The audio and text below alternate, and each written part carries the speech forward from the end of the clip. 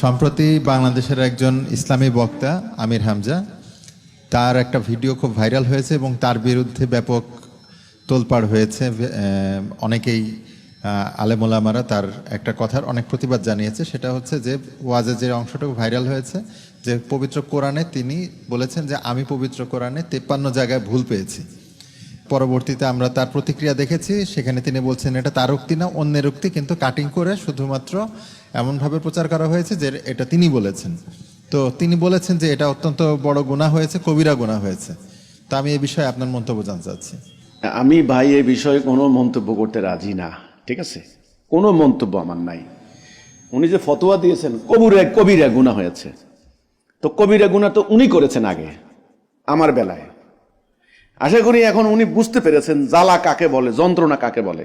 উনি যেটা বলেন নাই, যেটা করেন নাই, সেটা ওনার নামে কাটিং করে ফেসবুকে প্রচার চালিয়ে দিয়েছে।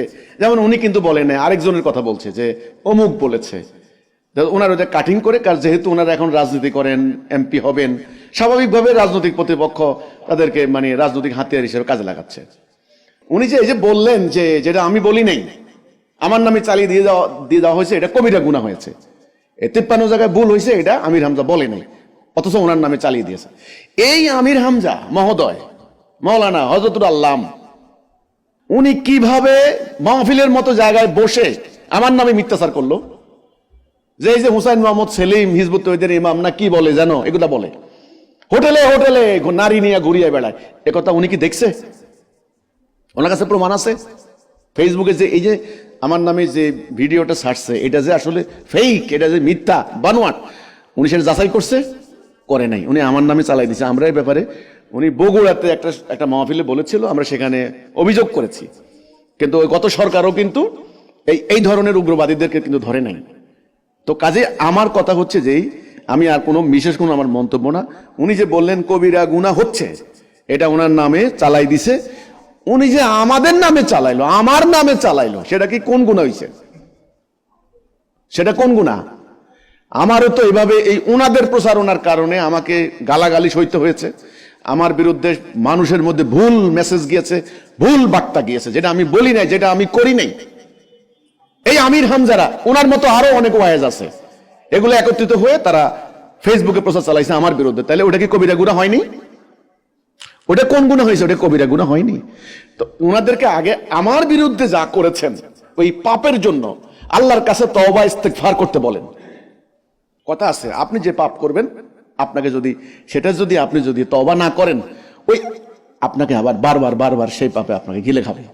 এখন যন্ত্রণা ওনারা বুঝবেন আস্তে আস্তে, যে ওনারা এ পর্যন্ত উনি বহুবার সরি বলেছেন, বহু ইয়ের জন্য, মিস্টেকের জন্য। ওই একবার কোন নায়িকা নিয়ে বলেছেন আমার কোনো দেমাগ ঠিক ছিল না, আমি ঘুমাইতে পারি নাই, আমার দেমাগ ঠিক ছিল না। তাহলে এই যে ব্যাপারগুলি ওনারা যা তা বলে ফেলেন, যাচাই বাছাই না করে, পরীক্ষা নিরীক্ষা না করে আমাদের নামে যে আমার বিরুদ্ধে যেটা বললেন, সেটাও তো কবিরা গুনাহ হয়েছে, হয় নাই? সেটাও তো কবিরা গুনাহ হয়েছে। তা আমি আশা করব ওনারা এখন আশা করি বুঝতে পারছেন যে কারো নামে যেটা তিনি বলেননি, যেটা করেননি, সেটা যখন প্রচার চালানো হয় এবং লক্ষ লক্ষ মানুষের মধ্যে সেটা সঞ্চারিত হয়, এটা কতখানি বেদনাদায়ক, কতখানি কষ্টদায়ক, কতখানি পীড়াদায়ক। কারো ইজ্জত নিয়ে কথা বলা, কারো সম্মান হানি করে কথা বলা, আশা করি আমির হামজা সাহেবরা এখন বুঝতে পারছেন। তো ঠিক আছে, ওনার ফতোয়া কবিরা গুনাহ হয়েছে, আমিও একমত, ওকে। কিন্তু আমার বিরুদ্ধে যে উনি কবিরা গুনাহ করলেন, উনি নিজে আমির হামজা নিজে, সেটার ব্যাপারে উনি কি ফতোয়া দিবেন সেটা আমি এখন দেখবো, শুনবো। এই হলো আমার কথা। ভারতীয় একটা অশ্লীল সিনেমার কাটিং এগুলা চালু করে দিয়ে অনলাইনে ব্যাপক প্রচার চালিয়েছে আমাদের যারা প্রতিপক্ষ, এই যে উগ্রবাদী গোষ্ঠী।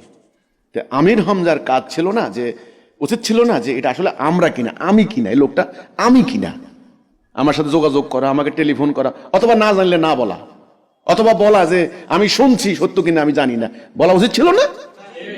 সে কি করে এটা বলতে পারলো যে সেলিম ওই এইভাবে দেখেন ভিডিও ভাইরাল হয়েছে, এগুলা করতেছে? কেমনে কইলো কথাটা দেখেন। ওয়াজেল হাজার হাজার মানুষ শুনছে না কথাটা বিশ্বাস করে নিছে যে হুজুরে কইছে, আর কোনো কথা নাই। এখন তো হুজুরের কথা আল্লাহর কথার থেকে দাম বেশি, কিন্তু এই কথাটা ছিল মিথ্যা, বানোয়াট। আমার চরিত্র হননের অভিপ্রায়ে আমাদের প্রতিপক্ষ এটা প্রচার চালিয়েছে। ওই ঘটনা দক্ষিণ ভারতের একটা সিনেমার, অশ্লীল সিনেমার, এটা কিন্তু বাংলাদেশ নয়, তারা সেটা করেছে। তো ওটা কবিরা গুনাহ হয়নি? তো কবিরা গুনাহ ওনারা আগে করেছেন, এই জন্য জনগণ এখন ওনাদের ব্যাপারে কবিরা গুনাহ করছে।